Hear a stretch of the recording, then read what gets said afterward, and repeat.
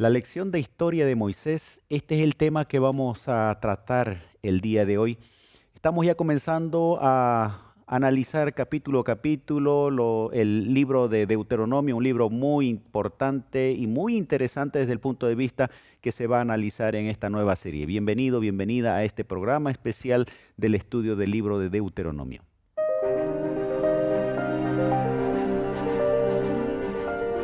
Axiomas, más allá de la evidencia.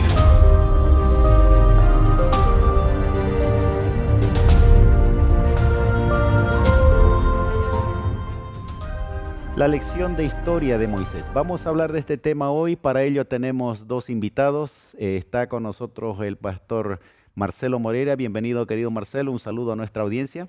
Sí, pastor, qué bueno poder compartir otra vez la palabra de Dios en este tema tan hermoso. Bien, también está con nosotros el pastor Gilmar Carrizal. Bienvenido, Gilmar. Un saludo y una oración, por favor, para iniciar nuestro estudio. Gracias, pastor, por la invitación y vamos a orar para estudiar la palabra de Dios. Vamos a orar. Querido Padre, te damos gracias por la oportunidad que nos das de abrir tu palabra una vez más. Pedimos tu dirección en este momento. En el nombre de Jesús, amén. Amén. Bueno, vamos a comenzar con el capítulo 1. Ahora, en la anterior semana hemos hablado un poquito sobre el contexto, un preámbulo al libro de Deuteronomio, pero comencemos hablando un poquito acerca de Moisés, Marcelo. Sobre el ministerio de Moisés, la Biblia o el libro de Deuteronomio inicia diciendo: estas son las palabras que habló Moisés a todo Israel, y entonces va a comenzar el libro de Deuteronomio. Pero ¿quién era Moisés? ¿Qué podemos resaltar antes de iniciar con el texto bíblico? Sí, pastor, mira, es interesante comprender que vemos en la vida de Moisés pontos que podemos destacar, como por ejemplo Moisés era un intercesor, era un mediador entre Dios y el pueblo, ¿cierto? Y esto hacía diferencia porque nosotros notamos en un ejemplo, Éxodo capítulo 32, versículo 32, cuando Dios habla de condenar al pueblo, ¿qué pasa con Moisés? Te ruego que perdones ahora su pecado y si no, bórrame del libro que has escrito. Entonces, este rol de mediador, de intercesor, que a la vez también era de los sacerdotes, de los sumos sacerdotes, ocupaba Moisés. Moisés era un representante de Dios y un representante del pueblo. La idea de unir las dos partes. Moisés se transformó en el líder del pueblo de Israel desde el momento de la salida del Éxodo, y por eso Deuteronomio va a hablar bastante de él. En realidad él es el que está hablando, Moisés está hablando aquí, dando los discursos a partir del capítulo 4, y se resalta este elemento de la intercesión. ¿Qué significa este hecho que dice: ráeme o quítame ahora del libro que has escrito? ¿Hasta qué punto Moisés estaba dispuesto a hacer por su pueblo, Gilmar? Pastor, es interesante la acción de Moisés, ¿verdad?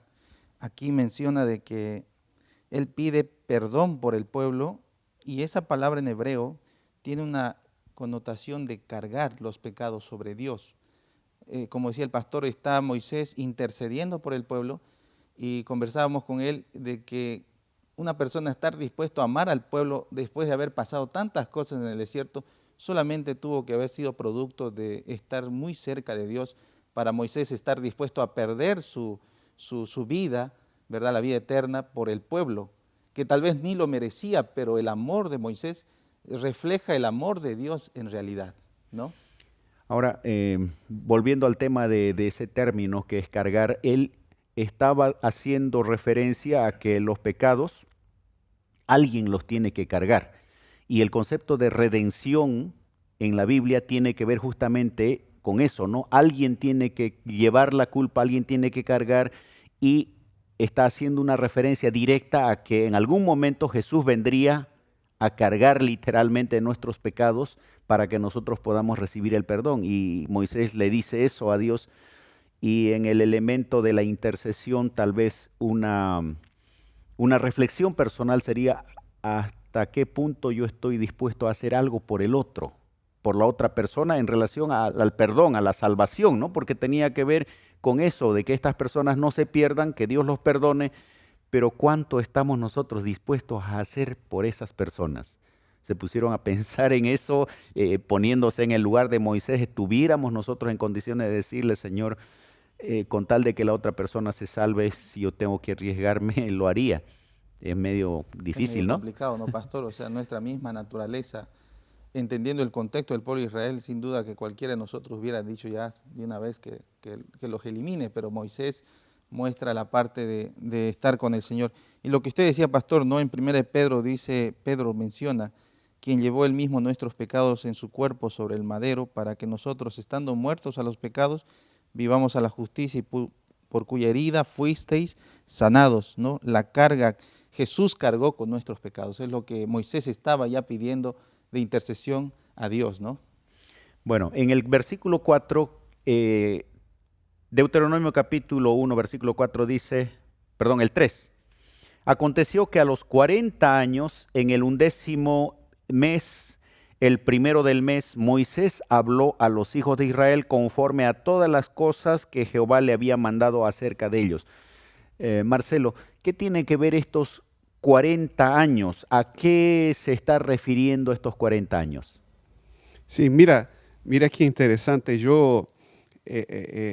Dios hace lo que dice, ¿cierto? Y hace cuando dice, que es interesante, ¿no? Porque estos 40 años en realidad era un plazo para que toda una generación termine, que muera esta gente, porque esta gente causaría problemas para Dios en Canaán, ¿cierto? Y qué interesante. ¿Y de dónde salieron los 40 años? Sí, los 40 años era una generación, era una forma de medir como una generación. A veces Dios mide por 100 años, ¿no? Los 400 años antes de liberar mi pueblo, pero en realidad lo normal es medir una generación por los 40 años. Claro, y había surgido especialmente porque el pueblo, los espías habían ido a recorrer la tierra prometida.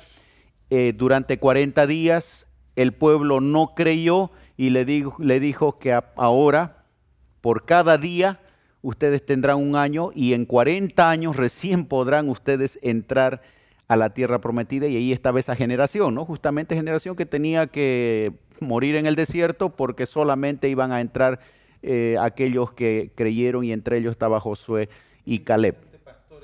Deuteronomio inicia, ¿no? Deuteronomio, entendemos el contexto, es que ya el pueblo había pasado los 40 años, ya estaba por entrar a la tierra prometida, y Deuteronomio 1 comienza mencionando esto, ¿no? El versículo 3 dice, y aconteció que los 40 años en el mes 11º, el mes primero, Moisés habló a los hijos de Israel conforme a todas las cosas que Jehová había mandado. O sea que Dios, como decía el pastor, lo que dice lo cumple en el momento preciso. Y tenemos evidencia en la Biblia de profecías de tiempo que se han cumplido al pie de la letra, como la venida del Mesías, su ministerio, profecías largas como las 2300 tardes y mañanas de Daniel 8:14, que han tenido su cumplimiento al pie de la letra, que nos lleva a poder confiar en Dios de lo que Él dice en su palabra se va a cumplir. El plan de Dios era que el pueblo de Israel, saliendo de Egipto, pasando por el Sinaí, entrara a la tierra prometida. Enviaron los espías, ellos rechazaron la voluntad de Dios y Dios reprogramó el ingreso a 40 años. Pero Dios no se olvidó ahí, ¿no? Él tenía ya marcado los 40 años y se aconteció que a los 40 años ahí estaban, y entonces ahí nos muestra, como decía Gilmar, la importancia de creer en la palabra de Dios, de confiar en lo que está escrito. Nuestra lección menciona, ¿no?, la profecía cumplida. 40 años era la profecía para el ingreso y ahora ellos estaban al borde del ingreso. Y esto nos tiene que ayudar también a leer la Biblia y ver en qué etapa de la historia de este mundo nos encontramos, porque eso también se cumplirá. Sí, pastor, y mira qué interesante. Dios estaba dispuesto. Cuando estudiamos el libro de Números, descubrimos que por 2 años, 2 meses y 23 días, Dios ya estaba listo para entrar con este pueblo en la tierra de Canaán. ¿cierto? El propósito de Dios para todos ellos, para todo el grupo, era que entren en la tierra prometida. Por culpa de ellos, de la falta de fe, Dios ha tenido que causar este problema, ¿no? 40 años más para pasar esta generación. Bien, vamos a continuar en breve. Ahí vamos a ver cómo Moisés, inclusive, además de que el pueblo ya se había multiplicado, le pide otra bendición y cómo Dios va haciendo todo lo que puede por su pueblo. Vamos a una breve pausa. Ya retornamos con Axiomas.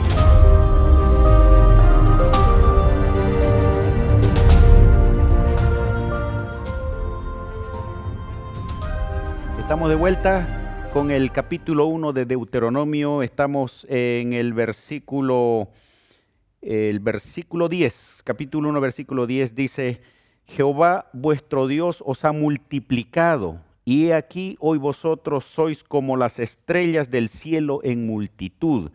Pero el versículo 11 dice aquí: Jehová Dios de nuestros padres os haga 1000 veces más de lo que sois ahora. Ya aquí está el pueblo de Israel a punto de pasar el Jordán. Había ya una gran cantidad de personas y Moisés le pide que los vuelva a multiplicar. ¿Qué significa esto? Pensando en que en esa época la bendición tenía que ver justamente con la cantidad de personas que se estaba convirtiendo el pueblo. Aquí vemos, pastor, otra vez el ejemplo de la gracia de Dios, ¿verdad? Como Dios, a pesar de que el pueblo se equivoca hace 40 años, hoy nuevamente, en todos esos años, según Nehemías, Dios los sustentó, Dios los cuidó, Dios permitió que ellos crezcan como pueblo, y ahora cuando van a entrar a la tierra prometida, Moisés nuevamente hace una bendición por el pueblo, que los bendiga 1000 veces más. Dios sí los había bendecido en el desierto, y ahora Dios les estaba bendiciendo más a través de Moisés para que puedan entrar en la tierra prometida. O sea, la gracia de Dios, sin importar lo que ellos habían hecho, obviamente se arrepintieron, vimos eso, pero Dios los seguía bendiciendo, los seguía sustentando en ese tiempo. La bendición de Dios, ¿cómo se puede manifestar en nuestras vidas ahora, Marcelo? En la vida de su iglesia, de los cristianos. Sí, mira, es interesante que Moisés sigue intercediendo, ¿no? Pero la bendición de Dios se manifiesta en la vida de los cristianos cuando tenemos nuestra necesidad atendida por Dios, ¿cierto? La bendición tiene que ver con atender necesidades.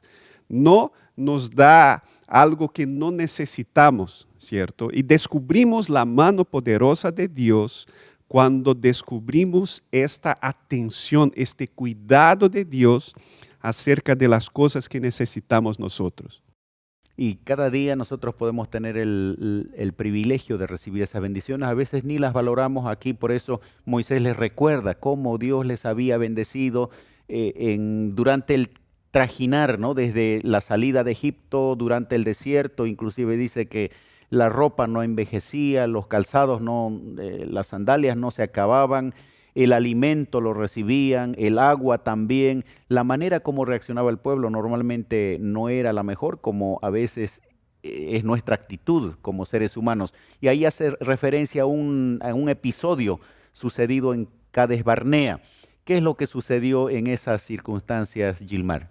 Bueno, Deuteronomio habla sobre esto de la misión de los 2 espías. Moisés les recuerda aquel episodio de Números 14, donde los 2 espías van a poder explorar la tierra durante 40 días y cuando vuelven, el informe de 10 de ellos es negativo, ¿no? Que son gigantes, son grandes, y el pueblo se olvida por un momento, pareciera ahí, ¿no? De todo lo que Dios hizo, les mostró cómo los sacó de Egipto, cómo abrió el mar rojo, cómo les proveyó en el desierto, y ellos empiezan a dudar. Yo creo ahí, pastor, les falta, dudan de Dios, les falta la fe al pueblo, y empiezan incluso a querer volver a Egipto, elegir un líder y volver a Egipto, ¿no? La falta de fe provocó que de pronto ellos no pudieran ingresar en ese momento a la tierra prometida.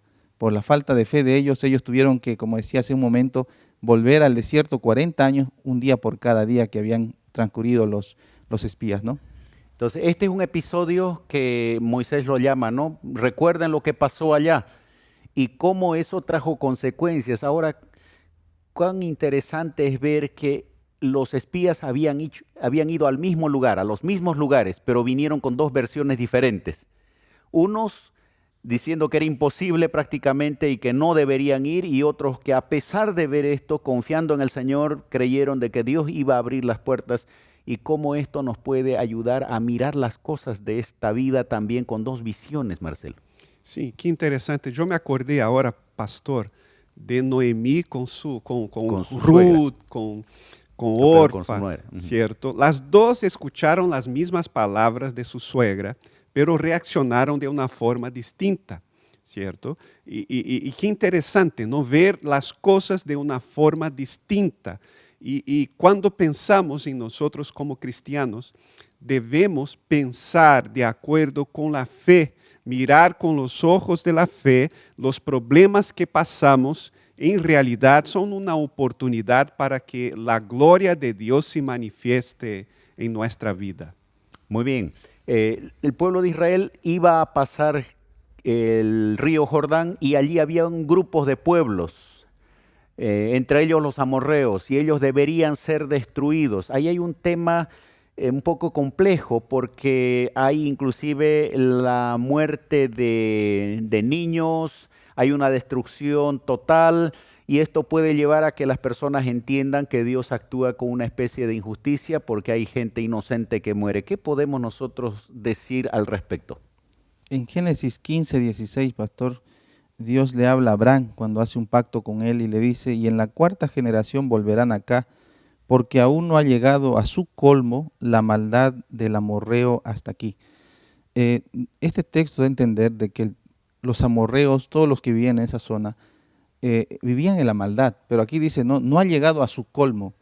Ha pasado tiempo hasta que llegue esta ejecución, podríamos decir, o el juicio de Dios mediante su pueblo para destruir estos pueblos, pero ellos tuvieron tiempo para poder arreglar sus cuentas. Inclusive ahí menciona que cuando los espías fueron y estuvieron con Rahab, la prostituta, ellos sabían de lo que estaba haciendo el pueblo, cómo Dios los había liberado de Egipto, ellos reconocían al Dios de Israel, pero a pesar de eso pasaron 40 años y el pueblo no se arrepintió, los amorreos no se arrepintieron, entonces vino el juicio de Dios, ¿no? Y esto da ilusión de que podemos pensar que Dios es un Dios injusto, pero nosotros sabemos que Dios tiene sus tiempos, Dios es un Dios de amor, sí, pero también Dios es un Dios de justicia, ¿no? En ese sentido.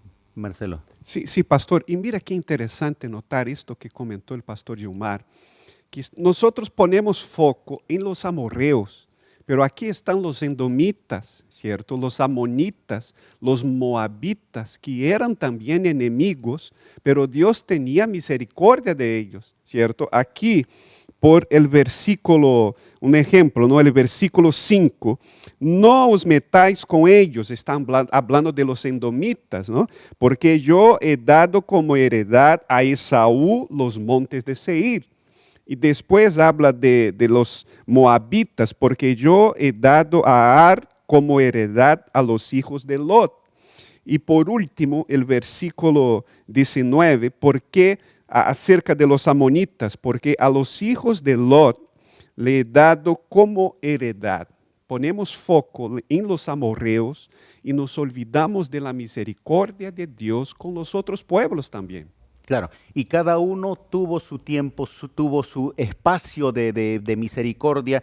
Él termino esta parte leyendo Deuteronomio 9:5, donde le recalca a Moisés al pueblo, dice, no es por tu justicia ni por tu rectitud de tu corazón que vas a poseer la tierra, sino por la impiedad de las naciones Jehová los arroja de delante de ti.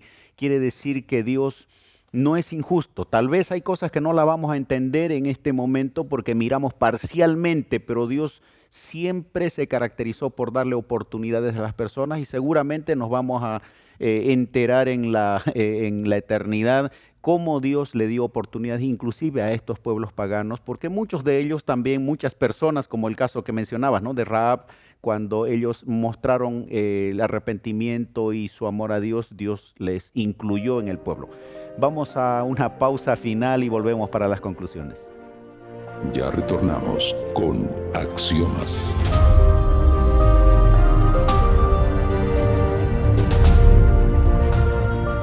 Hemos llegado al final de nuestra lección del día de hoy Quiero agradecer a nuestros pastores que están acá. Gracias, Marcelo, por estar con nosotros y tenemos unos instantes para que puedas dirigirte a nuestra audiencia.